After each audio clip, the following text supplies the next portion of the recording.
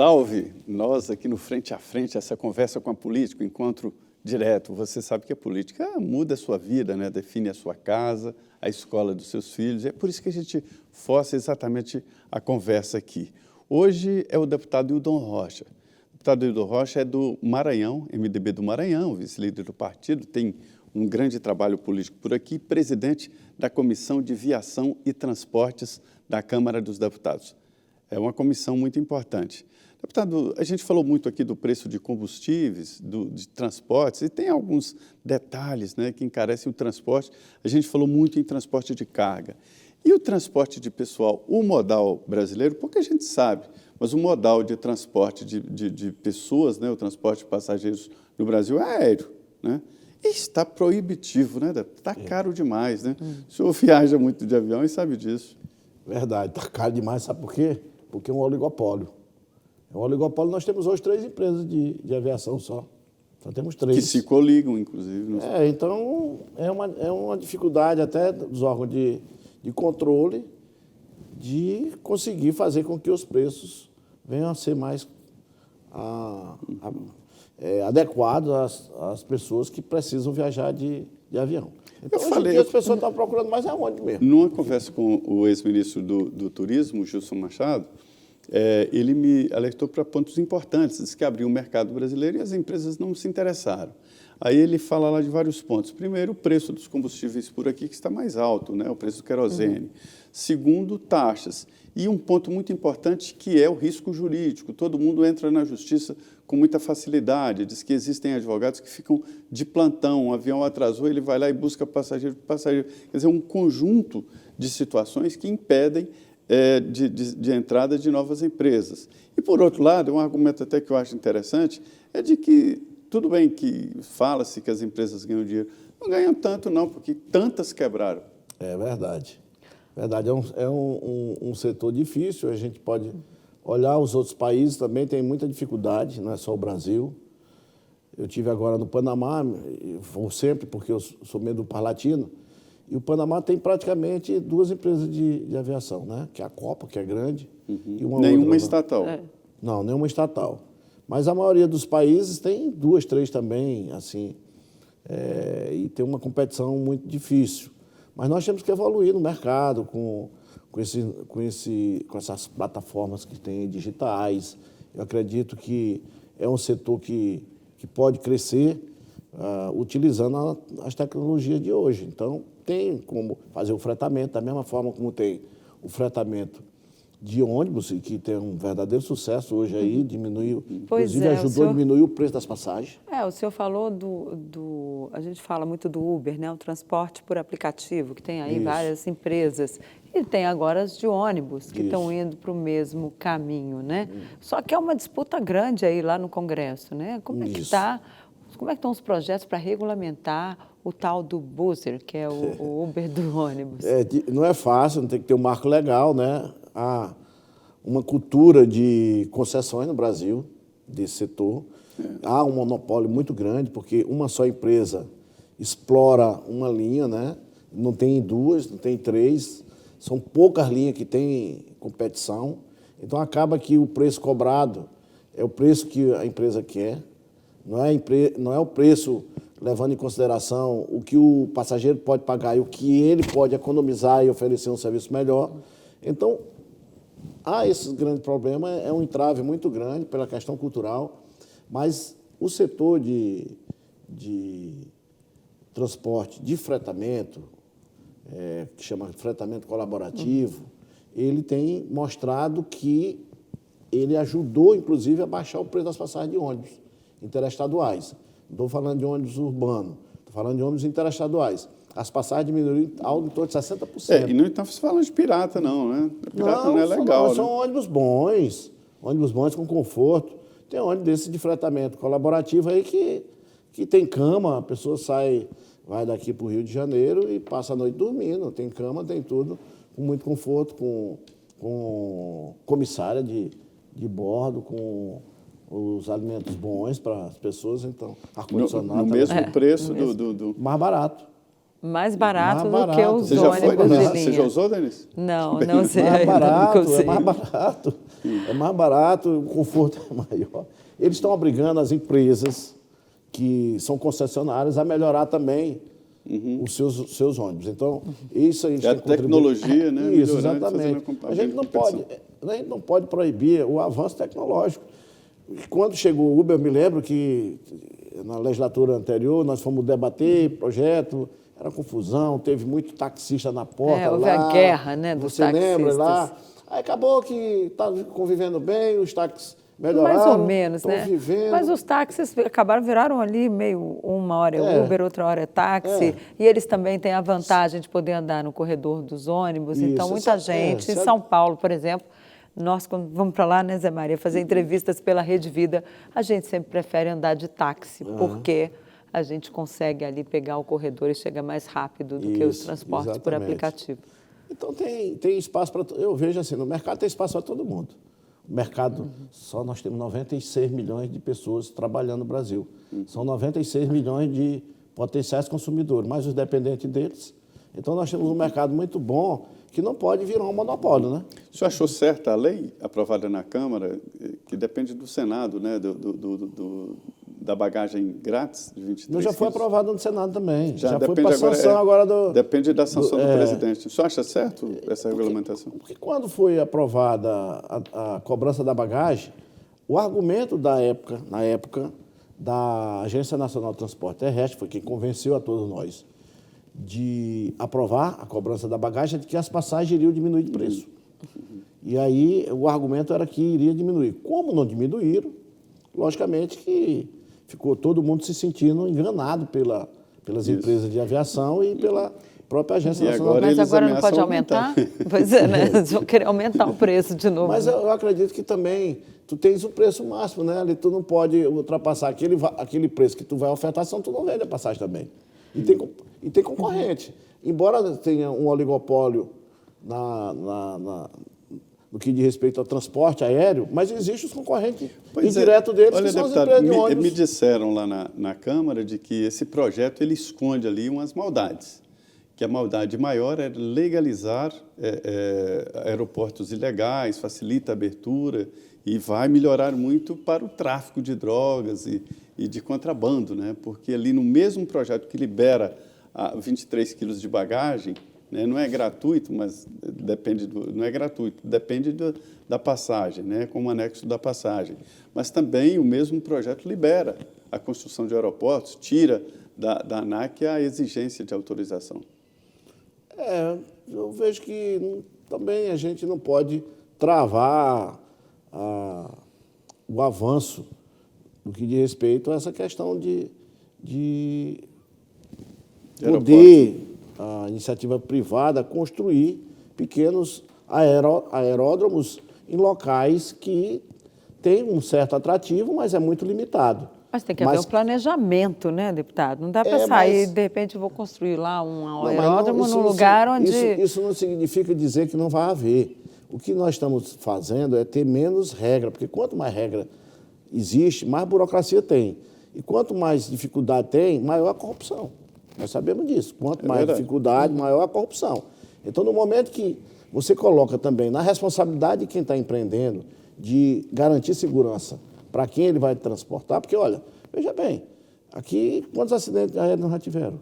Todo dia tem acidente aí de avião pequeno porte transportando pessoas. Semana passada mesmo houve um acidente, né? Semana retrasada também houve outro acidente. Então, esses aviões saíram de aeroportos normais, tá? Aeroportos que têm toda a segurança e tal, mas teve acidente, né? E as pistas, como você está dizendo, clandestinas, para tráfico de droga e de armamentos, elas não vão ser regularizadas. Elas não vão querer fazer... Clandestino é clandestino. Não vão querer fazer em local que tenha um movimento muito grande, que tenha observadores ali, não vão querer. Então, eu vejo que também a evolução, nós temos que apoiar essas evoluções. Eu queria mudar um pouquinho de assunto, entrar nessa questão do orçamento. O senhor falou que não tem orçamento para investir nessa ampliação aí da malha viária, nem ferroviária e nem a hidroviária. Como é que fica? Então, mas a gente tem aí essa questão das emendas que estão o orçamento está cada vez mais pulverizado, os deputados e os senadores tomaram conta mesmo das verbas, está difícil de liberar, mas quando é para liberar é para essa turma molhar ali a sua área, né, irrigar as suas bases eleitorais. Se isso é certo ou errado, o eleitor é que vai dizer lá na frente. Agora, não fica mais difícil fazer os investimentos que o país precisa quando o orçamento está tão pulverizado? Claro que fica, porque você fica sem um planejamento macro. Mas já que está desse jeito, você tem que criar regras, onde essas regras venham a levar a você descambar esse dinheiro, esse recurso, para aquela área que seja prioritária. Então, o próprio governo, de todas as emendas que são feitas, 50% tem que ir para a saúde. 50% para a saúde. Ora, se 50% vai para a saúde, por que não vai, daqueles outros 50%, o governo diz, não, dos outros 50%, vamos usar 20% para a infraestrutura. Então, o governo pode dizer isso também. Mas aí tem que escolher grandes projetos, então, claro, né? Porque tem que ter planejamento. O problema é que não tem os projetos. Nós colocamos no Maranhão, a bancada do Maranhão é a bancada que mais coloca recursos para o DENIT. Nós já perdemos mais de 100 milhões de reais de emenda porque o DENIT não conseguiu executar a obra. Nós perdemos o recurso. E não conseguiu executar por quê? Porque foi feito um planejamento, um projeto, onde você passava por dentro de comunidades quilombolas e a legislação diz que as comunidades quilombolas teriam que ser ouvidas e participar. Ouvida quer dizer só audiência pública, só precisava fazer uma audiência pública. E não foi feita a audiência pública. E aí a Defensoria Pública da União entrou na Justiça, a Justiça está certa, a lei tem que ser cumprida. E o DENIT, ao invés de corrigir o erro, mandar a empresa que eles contrataram corrigir o erro, não, fica brigando na Justiça. Aí fica recorrendo e o tempo vai passando. E na nossa legislação orçamentária, se você não gasta o dinheiro retorna para o tesouro. Já era, volta. Aí perde. Então, acontece muito isso. O senhor é crítico da RP9? Não, não sou não. A RP9... É a emenda do RP9... Que ficou conhecido como orçamento secreto. A RP9, ela se tornou emenda impositiva recentemente, né? Isso não é nem constitucional, isso é cada lei de diretriz orçamentária. Então, se o governo tem a maior base dentro da Câmara e dentro do Senado, aí fica a questão, por que ele não acaba, né? Sim, porque a base não quer, né? A base criou isso para não ficar dependendo do Executivo. Sim, mas isso começou, a gênese disso é lá no governo Dilma Rousseff, o senhor sabe melhor do que eu, que foi quando o Eduardo Cunha, né, tornou impositiva as emendas individuais. Essas aí veio num crescente. São constitucionais. Sim. Constitucional. Emenda impositiva, de emenda a emenda impositiva individual é constitucional. A emenda impositiva de bancada também é constitucional. Já a emenda de relator... Foi um jeitinho. Não é na lei de diretriz orçamentária. Não é um jeitinho. Ela está lá cada na lei de ano ela tem que ser aprovada. Ela tem que ser renovada, cada ano. A origem disso foi o ministro Luiz Eduardo Ramos que transferiu para o Congresso Nacional essa responsabilidade, esse jeito de lidar com essas emendas. Isso aí é um perigo danado, né? Isso é radioativo. E agora está difícil de mudar, viu? E os ministros reclamam, né? Não, mas os ministros reclamam, mas a ideia... Terminou de dizer que Zé Maria foi verdade. Foi do ministro Luiz Eduardo Ramos. Foi muito bem lembrado, Zé Maria. Agora, o ex-presidente Lula falou, nas promessas que ele tem feito aí Brasil afora, diz que quer acabar com essas emendas. O senhor acha que é possível cumprir essa promessa, uma vez que depende do Congresso? Acho difícil, né? Voltar ao que era antes pode ter algumas mudanças, nisso que eu estou dizendo. Vamos fazer o planejamento. E aquilo que o deputado... Porque nos Estados Unidos também é assim, né? Nos Estados Unidos, os deputados, cada deputado lá, ele tem o direito de apontar até 20 emendas. Tem um número lá, cada deputado apresenta 20 emendas dentro daquele que leva distrital, né? Dentro do seu distrito. E aí tem um processo de de chamamento, em que apresentam-se os projetos, e os melhores projetos são aqueles escolhidos e tal. Até porque, senão, lá o deputado não se reelege. Mas aqui Agora, a gente não tem esse negócio de escolher os melhores projetos, não. Mas Lá vai lá o deputado com o prefeito, mas escolhe, a população tem que acabou. começar a cobrar. A população tem que começar a cobrar. Porque o que é que diz a Constituição Federal? Começa com o quê? O poder emana do povo. Então, Que seu nome será exercido. Então, pronto. Então, se há isso, e se está sendo feito errado, algum parlamentar está fazendo errado, jogando dinheiro fora, sem nenhum tipo de responsabilidade, o eleitor tem a oportunidade de puni-lo. Inclusive, agora está fácil, porque o próprio Supremo Tribunal Federal decidiu que a Comissão Mista de Orçamento teria que denominar o nome dos padrinhos das emendas. Eu vejo lá, muitas das vezes, alguns parlamentares que não querem botar o nome. Eu coloco. Eu digo, não, eu quero, eu faço a questão. Quantas emendas lá de relator o senhor teve? Não é quantidade, é valor. Quanto foi? Eu tive, como cada um teve lá, a maioria, 15 milhões de reais para poder... E como é que é isso? Vai lá na presidência, mandou para Cantanhede, aí... Não, como é que é isso? Chega lá na presidência e fala lá com o Arthur Lira, olha, eu quero tanto, ou eu vim aqui... Sabe? Como é que é feito? Como é que é o processamento? Esse é o grande problema, a falta de critério, né? Pois é, como é que é isso? Eu tentei aprovar... No seu caso, como é que foi feito? Deixa eu lhe explicar. A emenda impositiva individual, esse ano, cada parlamentar é deputado e senador, de oposição, de governo, qualquer um, indicou 18 milhões de reais.